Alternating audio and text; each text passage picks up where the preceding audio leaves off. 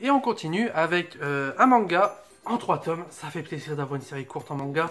Muséum chez Pika. Donc on suit ce personnage qui est en couverture, qui en fait est un serial killer, qui revient sur le devant de la scène parce qu'en fait quelqu'un a été accusé à tort de ses crimes, et pour lui voilà, c'est inadmissible qu'on gâche son œuvre. Donc il décide de tuer à nouveau des personnes et de torturer un inspecteur qui va essayer de trouver son identité.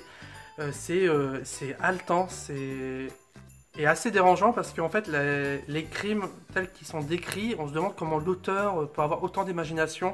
On a notamment un moment quelqu'un qui se fait enlever, et en fait cette personne vit au crochet de sa mère, il ne travaille pas, etc. Donc c'est un véritable fardeau.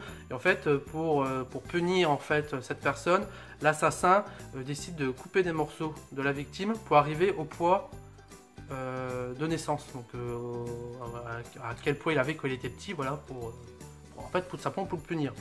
Donc voilà, pour vous donner un peu une idée de ce que vous retrouvez dedans. C'est assez haletant, la tension monte progressivement. La fin du tome 2 m'avait marqué, et je me suis toujours dit mais qu'est-ce que ça va donner, parce qu'on se dit, ce qu'on pense avoir compris, on se dit c'est pas possible, l'inspecteur va complètement devenir fou et va peut-être même devenir lui-même un serial killer.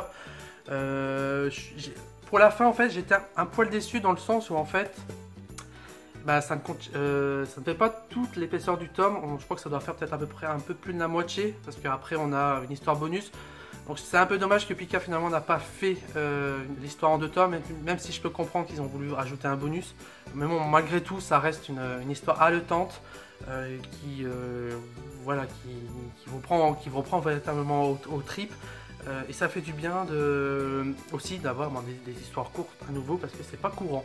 Donc voilà, lisez Muséum, 3 tomes chez Pika.